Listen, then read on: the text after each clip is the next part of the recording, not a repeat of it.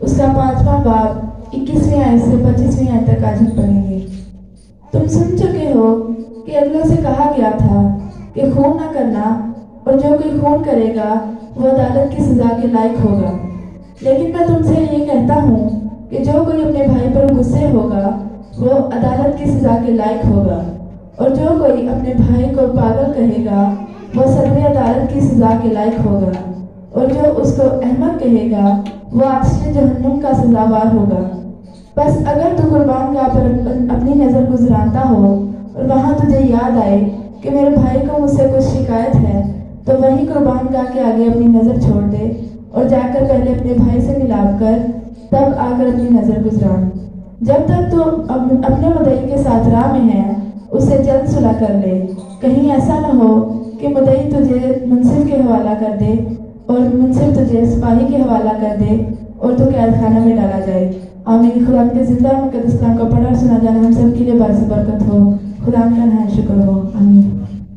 تو میرے عزیزو، جیسے ہم نے پچھلی دفعہ کہا تھا کہ ان دنوں ہم وہ پیغامات سنیں گے جن کا تعلق بنیادی طور پہ ہماری کرسمس کی تیاری کے تعلق سے ہوگا، کہ ہم کس طرح سے اپنے خاندانوں کو، اپنی زندگیوں کو لائق طور پر خدا ان کے اس بابرکت دن کے لیے تیار کریں۔ تو ان میں سے آج پہلا میسج، پہلی جو بات ہے وہ یہ ہے میرے عزیزو کہ جیسے خدا کے کلام میں سے بھی ہم نے پڑھا ہے، خدا چاہتا ہے کہ اس کے لوگ آپس میں صلح رکھیں۔ تو آج خدا کا کلام ہمیں یہ بیان کرتا ہے کہ جب تک تو اپنے مدعی کے ساتھ راہ میں ہے اس سے جلد صلح کر لے۔ تو کرسمس کی جو بہت بڑی تیاری ہے، جو بہت بڑی ضرورت ہے میرے عزیزو آج انسان کی، وہ صلح، سلامتی اور میل ملاپ ہے۔ اور ہم خدا کی شکر گزاری کرتے ہیں کہ یہ بائبل مقدس کا ایک بہت بڑا موضوع ہے۔ کلام مقدس میں سے جب ہم صلح کے تعلق سے میرے عزیزو دیکھتے ہیں تو خدا کا کلام ہمیں یہ سکھاتا ہے کہ اگر ایک خاندان میں، اگر دو زندگیوں میں صلح اور سلامتی، میل ملاپ، محبت نہیں ہے تو ان کا کوئی پروگرام بھی جو ہے وہ پایا تکمیل تک نہیں پہنچ سکتا۔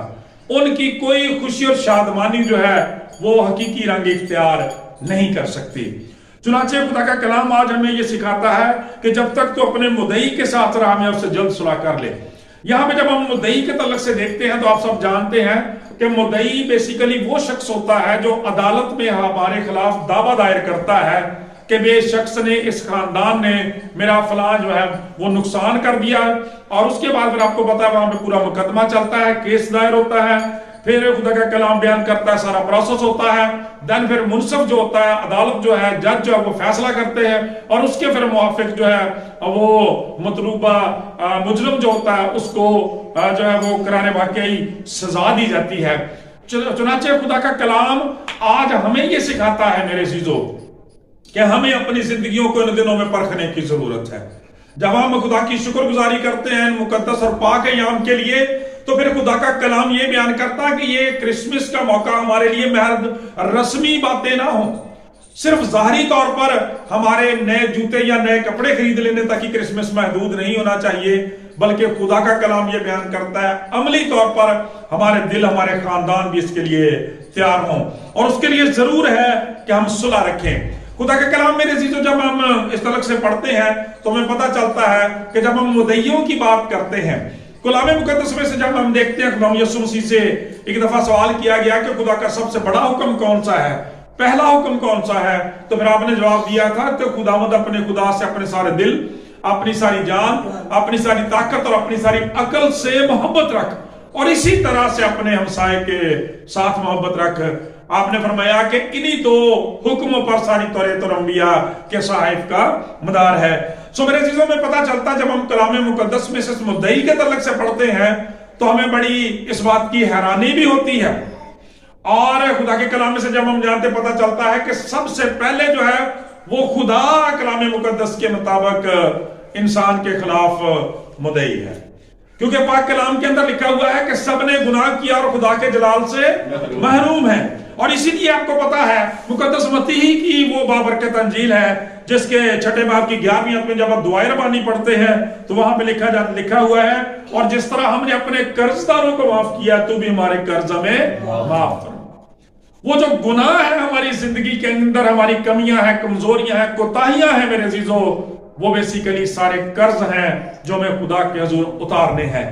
चुनाचे जब हम खुदा के साफ शफाफ पाकीज़ा और मुकद्दस नाम को, उसके किरदार को देखते हैं तो इंसान सरासर गुनहगार है, क्योंकि खुदा ने उस वक्त ही सिखाया था कि नेको बद की पहचान के दरख्त का फल तू ना खाना, जिस रोज तूने खाया तू मर गया।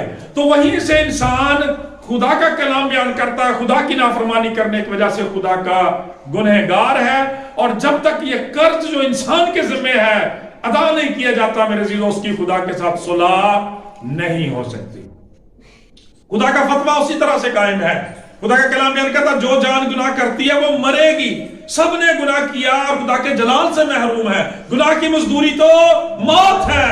इसलिए मेरे अज़ीज़ों, क्रिसमस का मौका और मोहलत हमें ये मौका देती है, फिर हमें इस बात के लिए उभारे कि हम देखें कि हमारी सबसे पहले खुदा के साथ सुलह है या नहीं है, या हम उसकी अदालत के मुखालफ कटहरे में खड़े हुए हैं।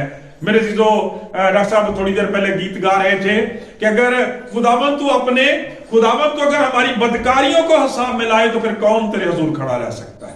कौन कह सकता है मैंने अपने आप को पाक कर लिया, साफ कर लिया है? क्या मुमकिन है कि जो शख्स और उससे पैदा होता है वो पाक हो? खुदा का कलाम ये बयान करता है मेरे अज़ीज़ों कि हम गुनहगार हैं, बदियों के बानी हैं, बातों बातों में खता करने वाले हैं। इसलिए मुकद्दस यूहन्ना अपने पहले खत में इस बात का फैसला कुल फतवा देते हैं कि अगर हम कहें कि हम बेगुनाह हैं तो फिर खुद को फरेब देते हैं, और हमें सच्चाई नहीं हाँ करने की क्या जरूरत है। अगर हम अपने गुनाहों का इकरार करें तो फिर वो हमें सारी नाराजगी से पाक करने में सच्चा और आदिल खुदा है। और मेरे अज़ीज़ों, जब हम इस कर्ज की बात करते हैं, इस अदालत की बात करते हैं, तो मौत हम पर वारद थी, कैद हम पर वारद थी, वो कोड़ी कोड़ी अदा करना हम पर वारद है खुदा की तरफ से। लेकिन खुदा की तारीफ, तमजीद और शुक्रगुजारी हो। आपको पता, हमने पिछले जुमे की इबादत में सीखा था, खुदा का कलाम ये बयान करता है जब खुदावंद यीशु मसीह पैदा हुए तो चरवाहों को ये कहते हुए खुशखबरी दी गई, डरो मत, देखो मैं तुम्हें बड़ी खुशी की बशारत देता हूं जो सारी उम्मत के वास्ते होगी कि आज तुम्हारे लिए दाऊद के शहर में एक मुनज्जी पैदा हुआ, यानी मसीह खुदावंद। और मेरे अज़ीज़ों, खुदा का कलाम ये बयान करता है कि जब चरवाहे जाते हैं, खुदावंद यीशु मसीह को देखते हैं, और उसके बाद लिखा है कि आसमान से फरिश्तों की ग्रोह आती है और खुदा की हम्द करती और तमजीद करती हुई ये कहते हुए ज़ाहिर होती है, आलमे बाला पर खुदा की तमजीद हो और जमीन पर उन आदमियों में जिनसे खुदा राजी है सुलह। तो इसका मतलब यह है मेरे अज़ीज़ों कि बज़ाते खुद खुदा सुलह करने के लिए जमीन पर जो है वो अपने बेटे की सूरत में उतर आया है। हम सादा तरीन लफ्जों में यह भी कह सकते हैं कि जब हम अपने आप को अदालत के कटहरे में खुदा के मुखालिफ खड़ा करते हैं तो कोई हमारी शफायत करने वाला, कोई हमारा बचाने वाला, कोई हमारा कर्ज देने वाला नहीं है, लेकिन खुदा की शुक्रगुजारी करते हैं। खुदा का कलाम मुकद्दस यूहन्ना के लिए 3 बाब की 16वीं आयत में फरमाता है, खुदा ने दुनिया से ऐसी मोहब्बत रखी कि अपना इकलौता बेटा बख्श दिया ताकि जो कोई उस पर ईमान लाए हलाक ना बल्कि हमेशा की जिंदगी पाए। लिहाजा आज खुदा का कलाम बयान करता है 2023 का क्रिसमस बिला वजह हमारी जिंदगियों के अंदर नहीं रखा गया, ये मौका वक्त बिला वजह हमारी जिंदगियों के अंदर नहीं रखा गया, बल्कि खुदा दावत देता है कि हम खुदा के साथ सुलह कर लें। और कब तक सुलह कर लें? जब तक तू मुद्दई के साथ राह में है, उससे सिर्फ सुलह नहीं कर ले, जल्दी कर ले, तू नहीं जानता कि आने वाले वक्त में क्या बनेगा। आप सब जानते हैं कि हमारी जिंदगियों के अंदर भी, खानदानों के अंदर भी जब लड़ाई झगड़े होते हैं, मामला बिगड़ जाते हैं, तो हम भी थाने तक, अदालत तक रुजू करते हैं, और वो लोग भी हमें पहले यही मशवरा देते हैं क्यों डॉक्टर साहब, ऐसे ही है कि आप सुलह सलामती के साथ आपस में मेल मिलाप करके इस मामले को तय कर लें। अगर आप कानून के चक्कर में पड़ गए तो फिर मामला बढ़ जाएगा और फिर दूध का दूध और पानी का पानी होगा। तो खुदा का कलाम बयान करता मुश्किलात में पड़ जाए, तो खुदा का कलाम आज उसी तरह से हमें यह सिखाता है कि इससे पहले खुदा का वो अदालत का दिन आ जाए, खुदा का कलाम हमें यह सिखाता है हम खुदा के साथ इसी जमीन पर अपने मामलात को सेट करने की कोशिश करें। यहीं पर जब हम इस राह की बात करते हैं मेरे अज़ीज़ों, ये वो राह है जब इंसान इस दुनिया के अंदर पैदा होता है और उसके मरने तक का ये सारा रास्ता है, ये सारी जिंदगी वो राह है जिसके मुताबिक जिसमें रहते हुए हमें खुदा के कलाम के मुताबिक अपनी जिंदगियों को जांचना है कि हमारी खुदा के साथ सुलह है या नहीं है। मेरे अज़ीज़ों, जब हम सुबह को उठते हैं, शाम तक काम काज करते हैं, सारा दिन आप चलते फिरते हैं, ये वो राह है जिसमें हमें सोचना है। जब आप रात को सोते हैं, सुबह तक आपके पास जो वक्त है, ये वो राह है जिसके अंदर आपको सोचने की जरूरत है, मेरी खुदा के साथ सुलह है या नहीं है। मेरे अजीजों, खुदा के घर को जाने वाले रास्ते और राहें, वो वक्त जो खुदा के कलाम को पढ़ने का है, इबादत करने का है, परस्तश करने का है, ये वो राह है जिसमें में सोचने की जरूरत है। और क्रिसमस के ये मुकद्दस अयाम जो है वो हमारे लिए मेरे अजीजों ये एक मौका और वक्त है, क्योंकि आप देखते हैं कि बहुत सारे लोग पिछले साल हमारे साथ थे, इस दफा नहीं है। इन दिनों में भी खुदा जिसको चाहे अपने पास बुला सकता है, लेकिन अगर आपको उसने कायम रखा है तो किसी ने बड़ी जबरदस्त बात कही। उसने कहा पिछले लोगों को उसने इसलिए नहीं बना लिया कि वो हमसे ज्यादा गुनाहगार थे, हमें इसलिए नहीं रखा कि हम उनसे ज्यादा अच्छे हैं, बल्कि ये कि हम अभी लायक तौर पर तैयार ही नहीं है खुदा के पास जाने के लिए।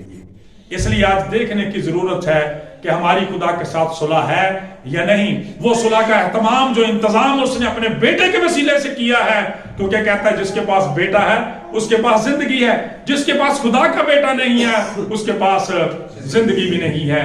सो पहला मुद्दई हमारे खिलाफ हमारा खुदा है मेरे अजीजों, इसलिए कि हर शख्स गुनहगार है और हर शख्स जो है वो खुदा के एक तरह से खिलाफ खड़ा होता है और खुदा की अदालत जो है वो उसके खिलाफ खड़ी होती है। सो जरूरत इस बात की हम खुदा के बेटे पर ईमान लाएं, खुदा के साथ सुलह रखें।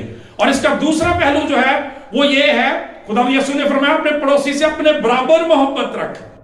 जब कलाम मुकद्दस में हम सुलह के दूसरे पहलू को देखते हैं, पहले नंबर पर खुदा के साथ सुलह और दूसरी फिर अपने हम जिनसे इंसानों के साथ, भाइयों बहनों के साथ, अपने अजीजों दूसरे इंसानों के साथ हमारी सुलह होना लाजमी है मेरे अजीजों।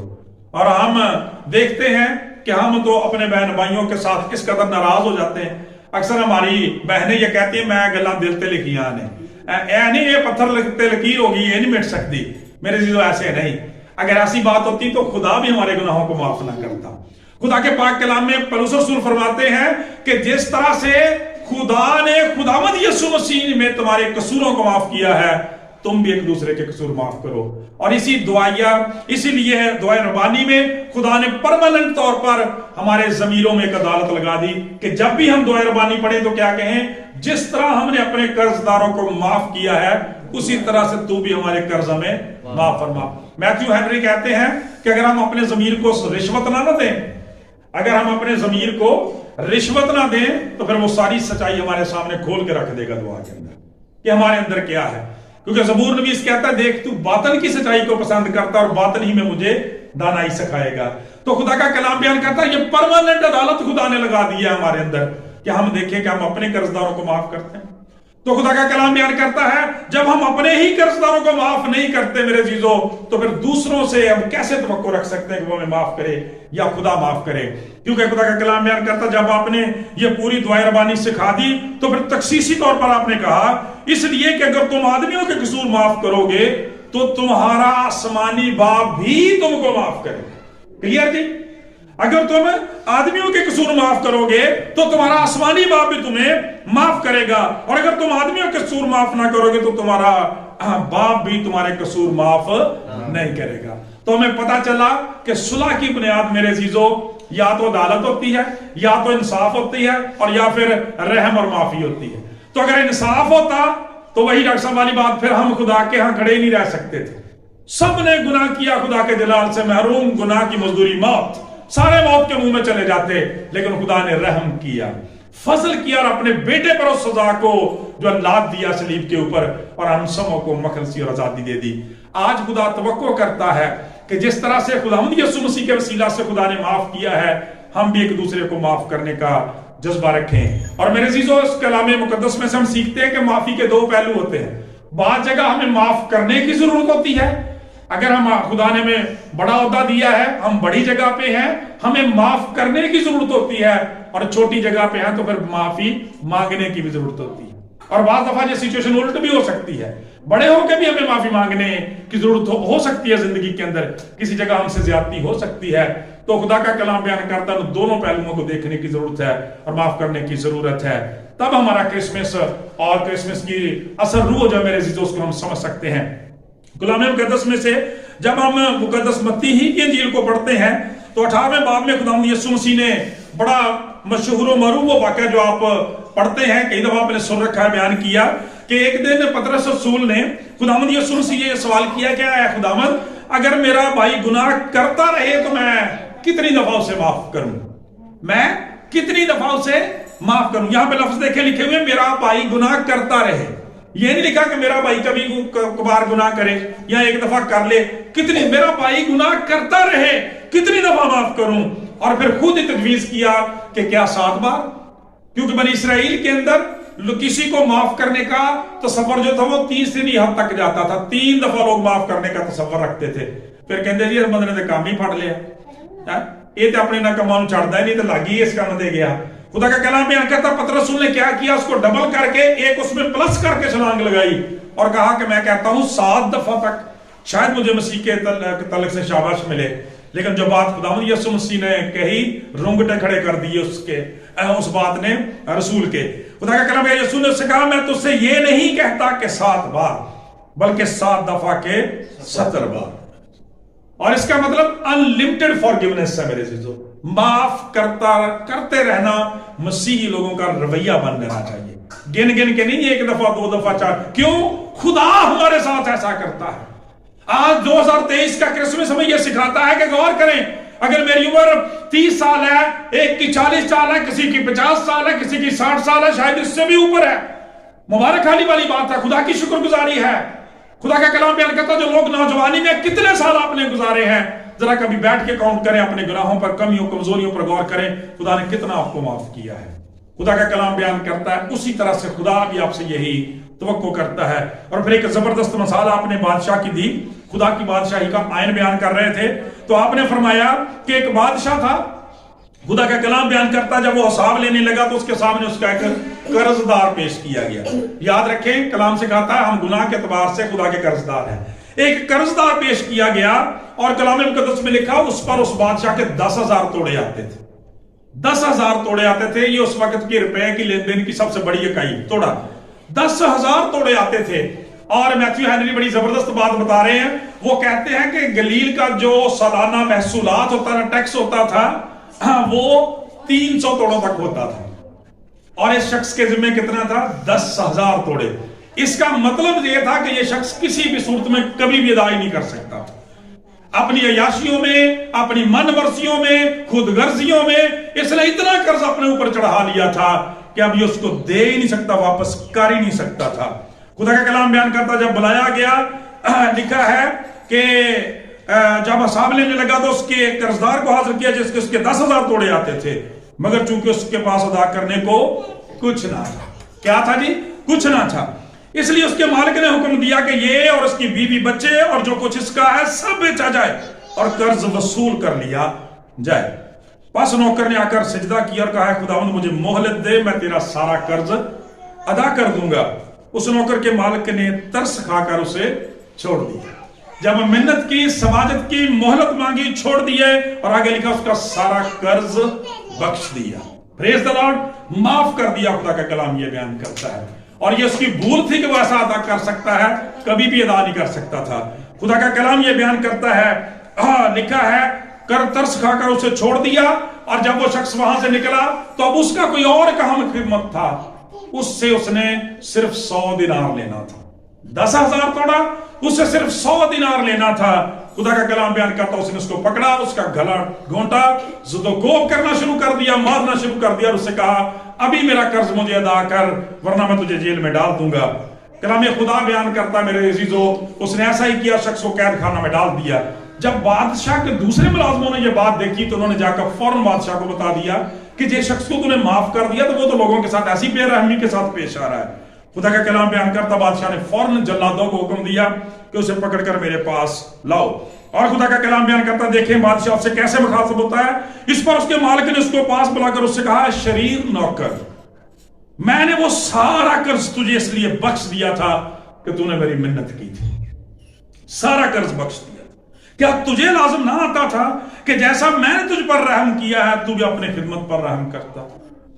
اور اس کے مالک نے خفا ہو کر اس کے جلادوں کو حکم کیا کہ جب تک یہ قرض ادا نہ کرے قید میں رہے۔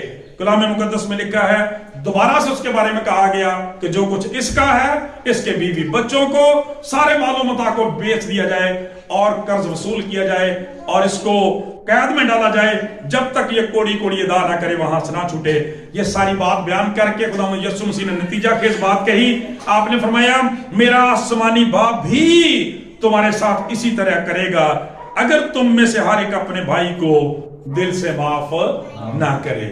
سو میرے عزیزو خدا کا کلام آج اس خوبصورت پیغام کے وسیلہ سے میں یہ سکھاتا ہے جب تک تم مدعی کے ساتھ راہ میں ہے اس سے صرف صلح نہیں کر لے جلدی صلح کر لے. تو نہیں جانتا کہ اگلے دن میں اگلے مہینے میں اگلے سال میں کیا ہوگا. 2024 کا سال چڑھنے والا ہے. ضرورت ہے ہم اپنے سارے معاملات کو خدا کے ساتھ اور اپنے ہم خدمتوں کے ساتھ بہنوں بھائیوں کے ساتھ ادھر ہی زمین پر سیٹل کریں. وہ راہ جو زمین سے آسمان تک جاتی ہے جس کا سفر کرنا چاہتے ہیں ہم کرنے کے لیے تیار ہو رہے ہیں. اپنے معاملات کو زمین پر ہی درست کریں.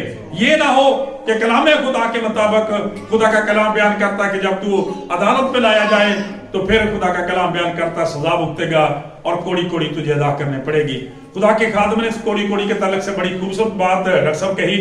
انہوں نے کہا کہ خدا بڑا رحیم ہے بہت مہربان ہے. وہ زمین پر ہی ہمارے معاملات کو صاف کر دینا چاہتا ہے. کئی دفعہ ہم اپنی زندگیوں میں دیکھتے ہیں خدا ہمیں طرح طرح سے آزمائشوں میں ڈالتا ہے اور ان کا مقصد جو ہے وہ ہمیں تباہ کرنا نہیں ہماری تربیت کرنا ہوتا ہے ہمیں صاف کرنا ہوتا ہے. خدا کا خادم کہتا ہے کہ جس طرح سے سونے کو بھٹی میں تایا جاتا ہے تو اس کا مطلب جلانا نہیں ہے بلکہ اس کے کھوٹ کو دور کرنا ہوتا ہے. خدا بعض دفعہ بیماریوں کے ذریعے سے مشکل حالات کے ذریعے سے کسی اور طرح کی آزمائش کے تعلق سے خدا ہمیں میرے عزیزو ایسے وقت اور حالات میں سے گزارتا ہے. کئی دفعہ وہ نوجوان جو خدا سے بہت دور چلے جاتے ہیں ان کے لیے خدا جیل جو ہے اس کو ان کی اصلاح کے لیے استعمال کرتا ہے. وہ لوگ جو خدا سے بہت دور چلے جاتے ہیں بیماری کا بستر ان کے لیے شفا خانہ بن جاتا ہے. خدا کا کلام یہ بیان کرتا ہے بعض لوگوں کو سفر کی جس طرح سے یونا کے لیے تھا اذیتیں برداشت کرنی پڑتی ہیں. میرے عزیزو خدا کا کلام بیان کرتا ہے وہاں پھر وہ کوڑی کوڑی ادا کرتے ہیں اور جب حساب برابر ہوتا ہے دین انہیں ریسٹور کر دیا جاتا ہے. خدا ہمیں اس چیز سے بچانا چاہتا ہے. فرماتا ہے جب تک تو مدعی کے ساتھ راہ میں ہے جب تک تجھے موقع ملا ہے جب تک تجھے وقت ملا ہے جب تک تیری ٹانگیں قائم ہیں تو خدا کے گھر میں جا سکتا ہے. آنکھیں روشن ہے تو خدا کے کلام کو پڑھ سکتا ہے. کانوں کی سماعت قائم ہے تو کلام کو سن سکتا ہے. تیرے نغمہ کی بیٹیاں تیرا ساتھ دیتی ہیں تو گا سکتا ہے خدا کے لیے. اپنے بدن سے خدا کے نام کو عزت اور جلال دے. خدا کے ساتھ معاملات کو سیٹل کر لے. تب تیرا کرسمس ہے تب تیری خدا کے ساتھ صلح ہے اور تب تیرا نیا سال ہے. خدا مجھ سے دعا ہے آج کے کلام کے وسیلہ سے ہم سب کو بڑی برکت دے. آمین.